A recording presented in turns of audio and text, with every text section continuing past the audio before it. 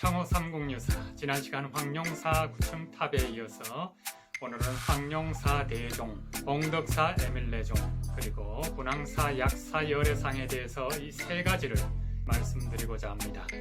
2부로 나뉘어서 방영해드리겠습니다. 오늘은 다른 날과 조금 다르게 이 종과 열애상을 만든 내력 그리고 그 의미를 짚어보고자 하는 뜻에서 지문까지 하나하나 낭독을 해드리겠습니다.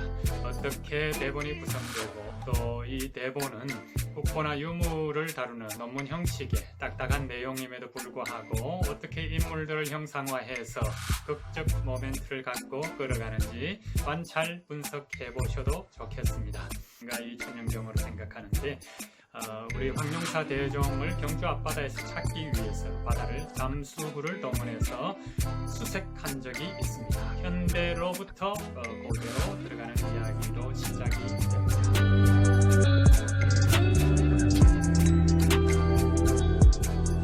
황룡사종, 봉덕사 에밀레종, 분황사 약사 열애. 나오는 사람 강고내만, 삼모부인 하전, 박종희, 박빈내, 박한미, 박부부, 김필월, 장인, 신하, 몽골군사, 백성. 때 현대, 신라 경덕왕에서 해공왕 때, 서기 750년에서 771년경. 곧 문무왕릉 앞바다, 황룡사 뜰, 분황사 뜰. 문무왕릉 앞바다. 백성 시공간의 경계를 넘나든다. 잠수부들 물질을 하다가 멈추고 노래 어디에 있나 황룡사종을 부른다. 어디에 있나 황룡사종, 낮고 장중하게 울리는 종소리. 황룡사종 생각하면 가슴 뛰고, 에밀레 에밀레로 들리는 맑고 슬픈 느낌의 종소리. 성덕대왕 신종 소리 들으며 황룡사종 생각하면 가슴 부풀어. 잃어버린 종을 찾아, 잃어버린 역사 찾아 물질한다. 몽골군이 배에 싣고 가다 문무왕릉 앞바다에 빠뜨렸다는 황룡사종 소리. 어디에 있나 황룡사종, 종소리 우렁차게 울려 퍼지는 하늘과 땅과 바다까지 잃어버린 우리 종소리. 성덕대왕 신종 소리. 가슴 치는 소리 들으면 더 낫고 장중한 황룡사 종소리 온 사람 함께 듣겠네. 황룡사종 소리. 황룡사종 나타난 그날 온 세상 울려 퍼질 그 종소리. 바다에 빠진 우리 역사 찾아 허탕치고 허탕쳐도 찾아야지. 황룡사종 소리. 어디에 있나 황룡사종. 잠수부들 장비를 벗고 백성과 합해지면 장소는 황룡사 뜰이 된다. 주물 현장 뜨거운 기임이 난다. 이상택의 하전과 다른 장인들 황룡사종을 만들 주물틀을 짠다. 가운데는 강권의 말과 장인들 분황사의 약사 열애상 주물틀을 만든다. 다른 쪽에서는 박종일, 박빈내, 박한미, 박부부와 장인들이 에밀레종의 주물틀을 만든다. 김필월 작업장 둘레를 도운다. 이성택의 하전과 장인들이 황룡사종을 만든다. 하전은 당시 관직의 이름.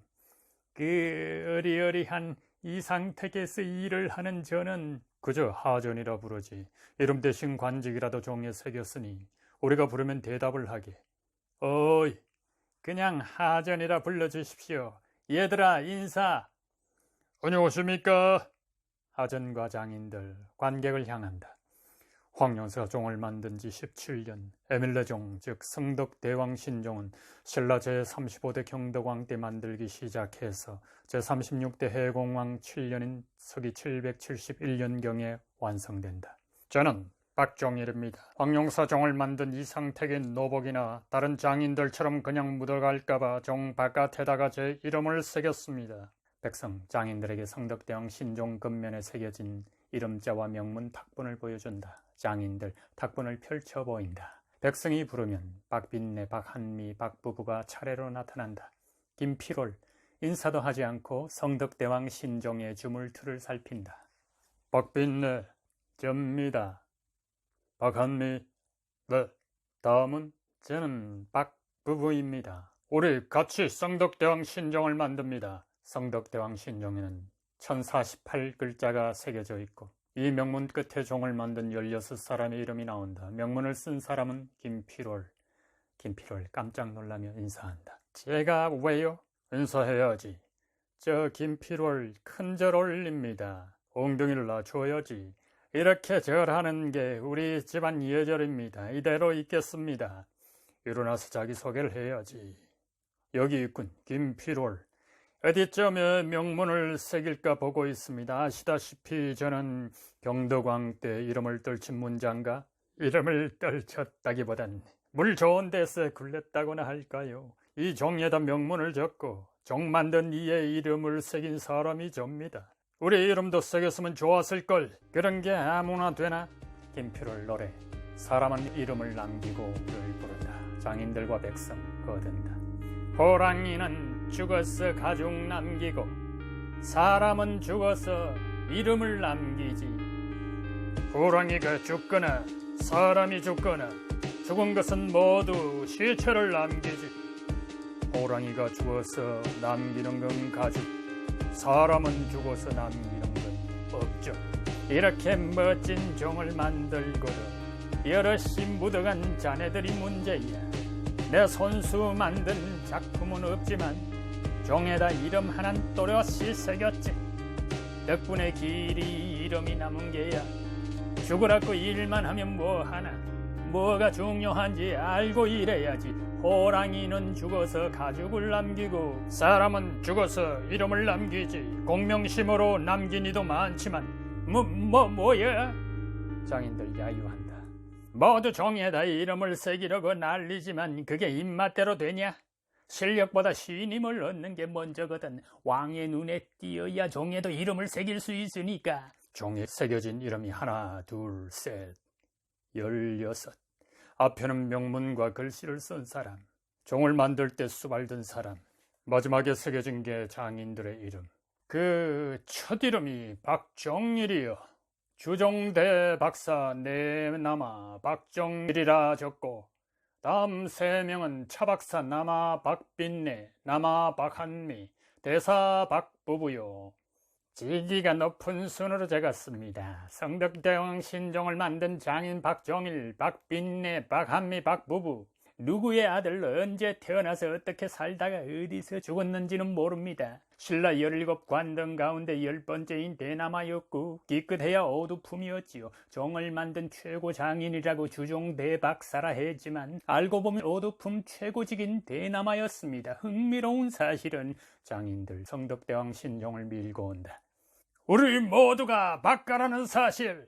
앞에 나오는 12사람은 모두 김씨인데 그들 김씨 가운데서 경덕왕 때 최고 권력자가 2사람이 나옵니다. 맨 앞에 나오는 김홍은 대각간으로 이 종을 만든 총감독이고 그 뒤에 나오는 사람은 각간일 때 참여했다가 나중에 해공왕을 시해하고 제37대 선덕왕이 되는 김양상 상대 등. 아시죠? 그 살벌한 이름이. 신하들 김양상이 해공왕을 시해하는 모습을 실루엣으로 보여준다. 명문을 적는 데는 대각간이나 왕보다 종을 만든 장인이 더 중요하니까 백성 노래 우리 이름은 어디에 있나를 부른다. 우리 이름은 어디에 있나. 종에다가 이름부터 새긴 사람들아, 이 소리 저 소리 소리 나는 대로 들어주는 우리 이름은 어디에 있나. 왕의 업적 받드는 이름 여기저기 때와 곳 가리지 않고 끼어드는 얌체 같은 사람 이름 여기저기. 종에다가 이름만 새기면 끝이지. 드러내기 미안해서 안에 새기는 사람. 종 만들 때 그 자리에 있었다고 어디든 이름부터 박는 사람. 종소리에 묻어나올 이름자 생각하면 그간 종소리도 요란하게 들려. 종의 이름 새긴 사람보다 손수 만든 장인의 마음 읽어야지. 종에다가 이름부터 새긴 사람들아, 이 소리 저 소리 소리 나는 대로 들어주는 우리 이름은 어디에 있나. 장인들 박수친다. 고맙습니다. 구릿물을 붓고 쇠를 담금질하고 갈고 다듬어 공명을 내는 우리도 끼워줍니까? 한 사람 한 사람 이름을 알 수 있는 날이 오겠지. 제 이름도 못 새긴 우리가 바보요. 이름이 남은 사람은 저 김피롤에게 고맙다고 해야지. 아닙니다. 저는 대왕께 감사를 드릴 뿐입니다. 해공왕한테?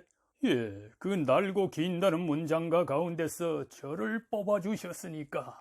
강권의 말, 주물틀을 두드린다. 어리다, 소개해 주십시오.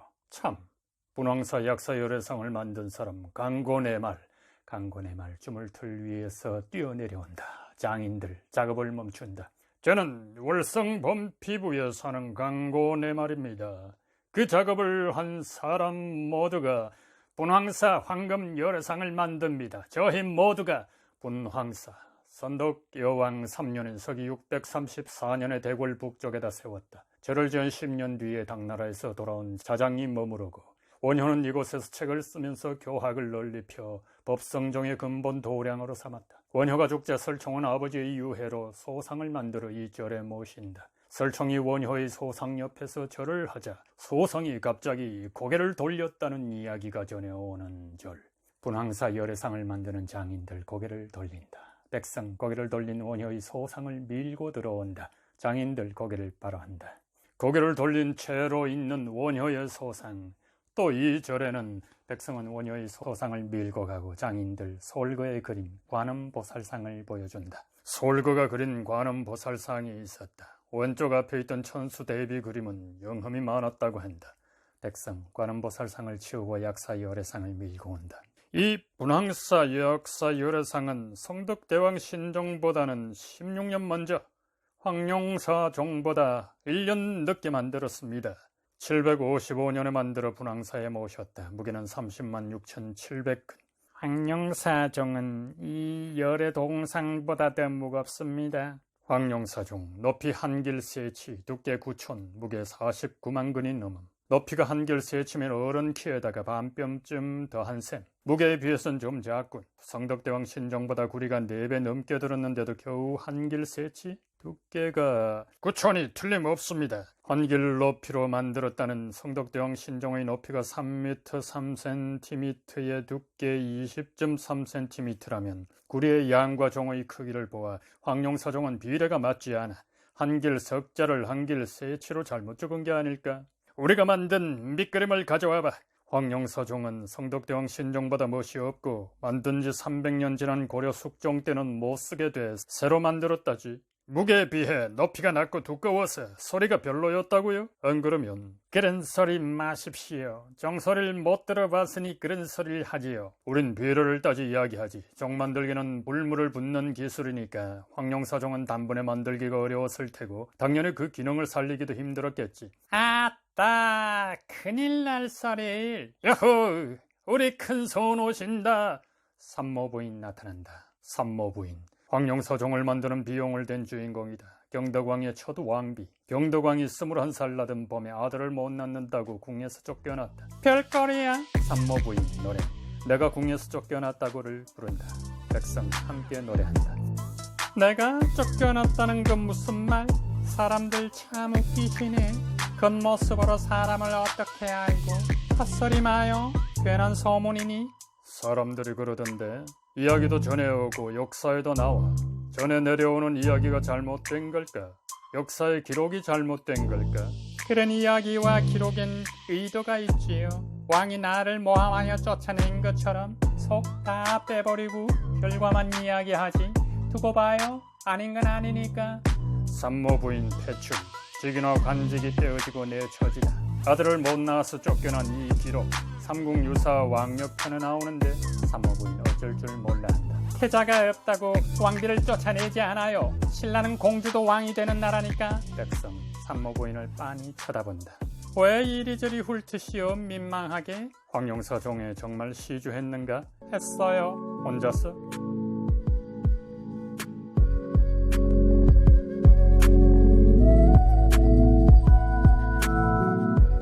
어떻습니까? 10여 년 전이던가요? 아마 2006년경으로 기억합니다.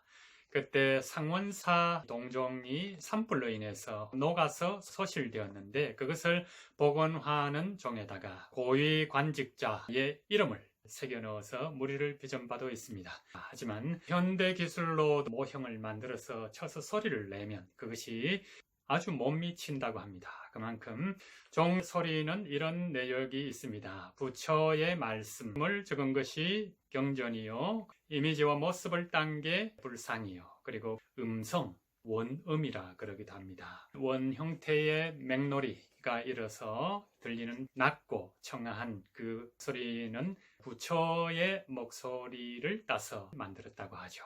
사람의 진실에 닿는 그 목소리가 바로 종소리라고 할 수 있는데, 황용사 대종을 찾아서 어서 그 소리를 듣고 싶고, 또 에밀레 종에 대한 우리가 알고 있는 전설은 사실 고대에는 그런 전설이 없었다고 하는 설과 있었다고 하는 설 두 가지가 있습니다. 없었다고 주장하는 학자들은 이것은 일제강점기에 1920년대에 어밀레라고 한 동화에 발표를 했고 10여 년 안에 함세덕이란 희곡 작가가 어밀레라고 해서 연극 공연을 한 다음으로 대중에게 많이 회자가 되어서 그것이 지금까지 이어져 오는 거라고 주장하는 측이고, 또 한 측에서는 고대 동아시아, 특히 동북아시아의 전설에서는 중국을 비롯해서 여러 나라에서 난이도가 높은 예술품을 만들기 위해서는 가장 인간에게 소중한 것을 담아야 한다 해서 어린 아이를 뜨거운 불에 녹여서 만들었다는 인신공양설이 있습니다. 물론 심청전에도 인신공양으로 아버지가 눈을 뜨고 하는 게 있지 않았습니까? 여러분들은 어떤 걸 받아들이고 믿으시겠습니까? 저는 예로부터 있었다고 생각합니다. 다음 시간에 뵙겠습니다.